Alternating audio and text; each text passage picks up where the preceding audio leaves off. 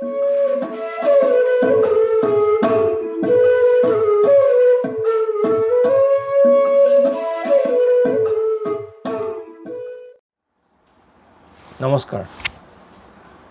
নিৰ্ভৰযোগ্যহীন গোটেই চৌপাশ।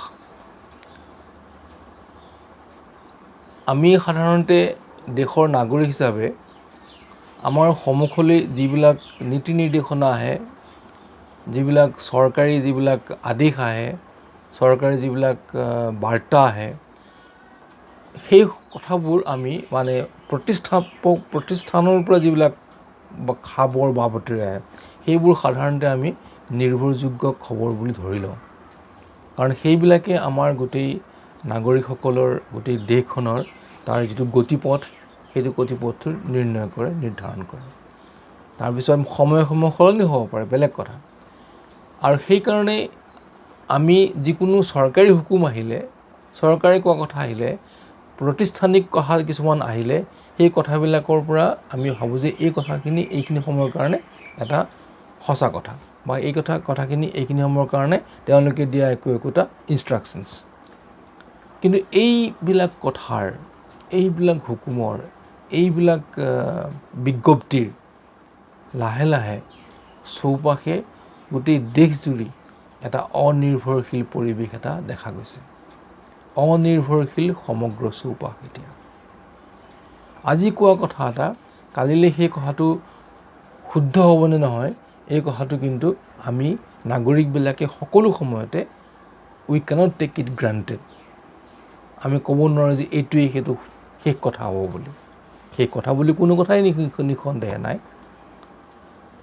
আৰু শেষ কথাবিলাক যদি হয়, সেইবিলাকো আমি বহু সময়ত তাত কণ্টেষ্ট হয়, তাৰ বিৰোধিতা হয়, ডেম'ক্ৰেটিক ধৰণে বিৰোধিতা হয়, আৰু বিৰোধিতা হোৱাৰ পিছত আকৌ বিভিন্ন ধৰণেৰে তাক এটা পৰ্যালোচনা হয়, আকৌ ঠিক হয়। কিন্তু যেতিয়া এটা বিজ্ঞপ্তি আহে, যেতিয়া এটা খবৰ আহে, যেতিয়া একো নিৰ্দেশনা আহে, যেতিয়া একোটা আদেশ আগবঢ়াই দিয়া হয় চৰকাৰী পিনৰ পৰা, সেইবিলাক কথা আমি বহু সময়ত আমি একোটা তাৰ সত্য শুদ্ধ বুলি আমি মানি লওঁ। নাগৰিকবিলাকে মানি লয়, এইকাৰণে মানি লয় যে এইটো একোটা প্ৰতিষ্ঠানিক এটা তাৰ পৰা নিৰ্দেশনা। কিন্তু যিহেতু লাহে লাহে এই নিৰ্দেশনাসমূহৰ অনিৰ্ভৰশীলতাই সমগ্ৰ দেশবাসীক, সমগ্ৰ নাগৰিকসকলক তাৰ প্ৰশ্ন তোলাৰ কাৰণে বহু সময়ত এটা পৰিৱেশ সৃষ্টি হোৱা দেখা গৈছে। বিকাশ দুবে এজন দুৰ্ধৰ্ষ গেংষ্টাৰ। কেইদিনমানৰ আগতে এজন DSPকে ধৰি পেলাই 8জন পুলিচক তেওঁ তেওঁৰ গেঙে গুলীয়াই মাৰিছে। তাৰ আগতে বিভিন্ন ধৰণৰ এই ধৰণৰ গোটেই উত্তৰ প্ৰদেশৰ পৰা ভাৰতবৰ্ষ জুৰি তেওঁৰ বিভিন্ন ধৰণৰ এই জাতীয় কীৰ্তিকলাপ আছে। কিন্তু তাৰপিছত আমাৰ হাতত খবৰ কি? আগদিনাখন ৰাতিপুৱা মহাকাল মন্দিৰত বিকাশ দুবে গ্ৰেপ্তাৰ হ'ল। অতি কুললি, এটা ধুনীয়াকৈ তৎপৰভাৱে আৰক্ষীয়ে গ্ৰেপ্তাৰ কৰিলে। আৰু পিছদিনাখন তেওঁ কানপুৰলৈ যোৱা ৰাস্তাত, আৰু যেতিয়া তেওঁক গ্ৰেপ্তাৰ কৰিছিলে, তেতিয়া তেওঁক বিকাশ দুবে তেনেকৈ চবৰে সেই তেওঁৰ চিঞৰ কাণত পৰি আছে, তেওঁৰ বিভিন্ন মিডিয়া যোগে শুনিছে, মে বিকাশ দুবে কানপুৰৱালা। আৰু পিছদিনাখন যেতিয়া তেওঁক কানপুৰলৈ লৈ অহাৰ পথত, পিছদিনাখন ৰাতিপুৱা 7:30 বজাত তেওঁ কানপুৰৰ 16, 17, 18 কিলোমিটাৰ থকাৰ অৱস্থাতে আমি জনামতে, ভাৰতবৰ্ষৰ নাগৰিকসকলক কোৱা মতে, যে তেওঁ এজন কনষ্টেবলৰ পৰা গাড়ীখন দুৰ্ঘটনা হোৱাৰ পিছত বন্দুক কাঢ়ি ল'লে, আৰু বন্দুক কাঢ়ি লোৱাৰ পিছত তেওঁ বন্দুকেৰে তেওঁ আক্ৰমণ কৰিব খুজিলে। গতিকে তেওঁক আত্মসমৰ্পণ কৰিবলৈ কোৱা হ'ল। তেওঁ পলাবলৈ ধৰিলে, ধৰাৰ পিছত তেওঁক গুলীয়াই হত্যা কৰা হ'ল। এনকাউণ্টাৰ। আমি বিশ্বাস কৰিবলৈ, ভাৰতবৰ্ষৰ সকলো নাগৰিকক বিশ্বাস কৰিবলৈ এই কথাটোৰ এটা অফিচিয়েল এটা ইনফৰ্মেশ্যন আমি সকলোৰে সন্মুখত আগবঢ়াই দিছোঁ। এতিয়া এই বিশ্বাসযোগ্যতাহীনতাৰ বা বিশ্বাস নিৰ্ভৰ নোহোৱাৰ এটা পৰিৱেশটোৰ সম্পৰ্কে আমি দেখা পাইছোঁ যে আমি এইবিলাক কথা কি ধৰণেৰে বিশ্বাস কৰিম, যে কি ধৰণেৰে এই কথাখিনি আমি আমাৰ কাৰণে ল'ম, নাগৰিকবিলাকে কি ধৰণেৰে এই কথাখিনি ল'ব। আজি এটা চৰকাৰীভাৱে কোৱা কথা, কালিলৈ কি ধৰণৰ চৰকাৰীভাৱে ইয়াৰ বিৰূপ এটা ঘটনা ঘটিব। আমি বিশ্বাস কৰিব লগা হৈছে এইকাৰণে, কাৰণ এই কথাটোত আমাৰ সাধাৰণ নাগৰিকৰ কৰিব লগা একো নাই, কেৱল ইয়াক চোৱাৰ বাহিৰে, ইয়াক নিৰীক্ষণ কৰাৰ বাহিৰে আৰু ইয়াক পৰ্যালোচনা কৰাৰ বাহিৰে এটা সময়ত এইবিলাকৰ বিৰুদ্ধে বা এইবিলাকৰ বিষয়ে প্ৰশ্ন তোলাৰ বাহিৰে। প্ৰশ্নটো হৈ আছে, আপোনালোকে দেখিছে, কিন্তু প্ৰশ্নটো যি হওক নহওক, প্ৰশ্নটোৰ যিটো মূল যিটো ৰুট, সেই ৰুটটো কেনেকৈ আঁতৰাই পেলোৱা হৈছে এটা এনকাউণ্টাৰ। এনেকুৱা এনকাউণ্টাৰ আমি আগতে নক্সালৰ সময়ত কিছুমান নিষিদ্ধ চিনেমা আছিলে, সৰু সৰু শ্বৰ্ট ফিল্ম ডকুমেণ্টাৰী দেখাৰ মোৰ সৌভাগ্য হৈছিলে তেতিয়াই 70ৰ দশকত। সেইবিলাকত তেনেকুৱাকৈ নক্সালজনক ধৰি লৈ যায়, ধৰি লৈ পেলাই মুকলি পথাৰত ক'লে যে না তোমাকে ছেড়ে দিছে, এৰি দিয়ে, তাক মুকলি কৰে, মুকলি কৰি দিয়া বুলি হয় বুলি ভাবে, তেওঁ গুচি আহে, গুচি অহাৰ পিছত দূৰৰ পৰা পিছপিনৰ পৰা গুলীয়াই তেওঁক হত্যা কৰা হয়।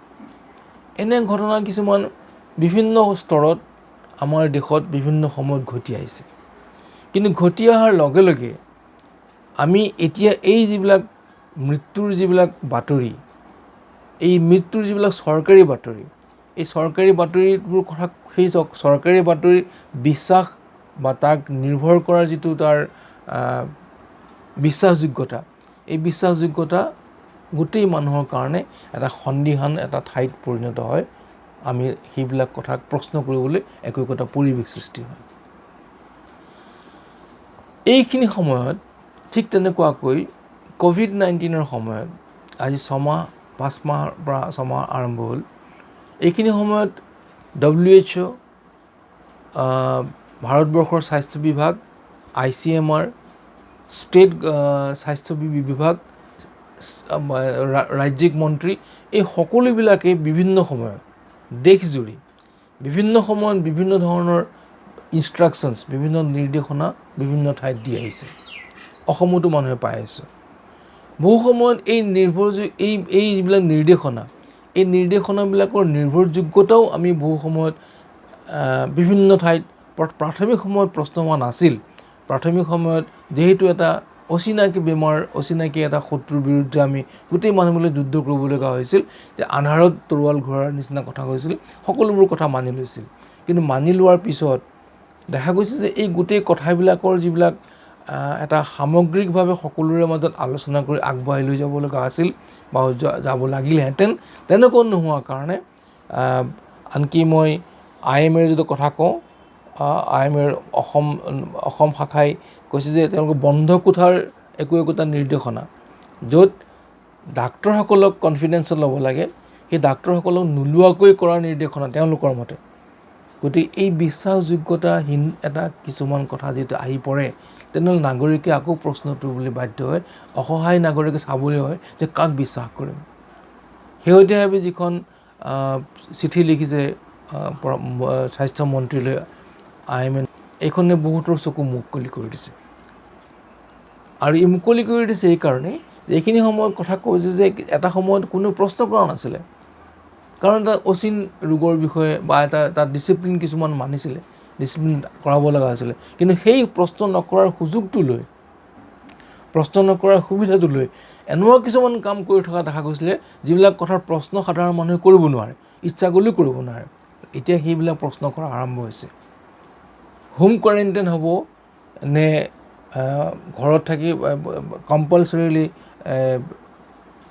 চিকিৎসালয়ত থাকিব লাগিব, নিলগীকৰণটো কোনখিনি পৰ্যায়ত কি ধৰণেৰে হ'ব, তাৰ কিছু ইনষ্ট্ৰাকশ্যন আছে, WHOৰো আছে, ICMRৰো আছে, ষ্টেট গভৰ্ণমেণ্টৰো আছে। কিন্তু সেইবিলাক ক'ত কি ধৰণেৰে কৰিব লাগে, তাৰ যিটো বিশ্বাসযোগ্য এটা তাৰ স্থিতি, তাৰ যিটো নিৰ্ভৰ কৰিবলগীয়া যিটো এটা ষ্টেট অফ এফেয়াৰ, সেইটো লাহে লাহে একোটা এনেকুৱা ধৰণৰ পৰিৱেশ সৃষ্টি হৈছে, এইটো হয়নে নহয়, এইটো এই ধৰণেৰে কৰিম নকৰিম, এই ধৰণেৰে কৰিলে হ'বগৈ নহয় কথাটো। এই কথাটোৱে আমাক কিন্তু বিভ্ৰান্তিত এটা লৈ যোৱাৰ এটা উপক্ৰম হৈছে। এই বিভ্ৰান্তিৰ আমি বলি হৈছোঁ। আমাৰ সমগ্ৰ দেশবাসী বিভিন্ন সময়ত আমি পালন কৰিছোঁ, পালন কৰিবই লাগিব। পালন কৰিবলৈ যেহেতু সাধাৰণ মানুহ বহু সময়ত অজ্ঞতা থাকে আৰু অজ্ঞতা থকা মানুহখিনিয়ে নীতি যিবিলাক নিৰ্দেশনা চৰকাৰীভাৱে আহে সেইবিলাক পালন কৰিবই লাগিব। আপুনি মাস্ক পিন্ধিবই লাগিব, আপুনি ছ'চিয়েল ডিষ্টেঞ্চিং কৰিবই লাগিব, আপুনি কোৱাৰেণ্টাইনত যাবই লাগিব, আপুনি 14 দিন থাকিবই লাগিব। এইবিলাকৰ লগত যদি যিখিনি তাৰ যিটো পটভূমি সৃষ্টি কৰাৰ কাৰণে যিখিনি বিশ্বাসযোগ্য বা নিৰ্ভৰযোগ্য স্থিতি আছিল, সেইবিলাক যদি সন্দেহৰ আৱৰ্তলৈ আহে, তেনেহ'লে সাধাৰণ নাগৰিকবিলাকে ক'ত থাকিব? এটা আপ্তবাক্য এই প্ৰসংগতে মনলৈ আহে, everyone is a doctor except a doctor. ডাক্তৰজনৰ বাহিৰে আমি সকলোবোৰেই ডাক্তৰ। আমি কেতিয়াবা এই কিছু খবৰে, কিছু বাৰ্তাই আমাক আকৌ সেই ধৰণেৰে সন্দেহৰ আৱৰ্তলৈ লৈ যায়। বাৰাবৰা ৰাও এজন ডাঙৰ কবি, দাক্ষিণাত্যৰ আৰু ডাঙৰ বিপ্লৱী। তেওঁ এলগাৰ পৰিষদ কোৰেগাঁও ভীমা কেছত তেওঁ বন্দী হৈ আছে NIA ৰ অধীনত বম্বেত। বাৰাবৰা ৰাও 80 বছৰ, ডাঙৰ কবি, ডাঙৰ সমালোচক আৰু তেওঁ এজন প্ৰগতিশীল যোদ্ধা। তেওঁ দলিত আন্দোলনৰ লগত জড়িত।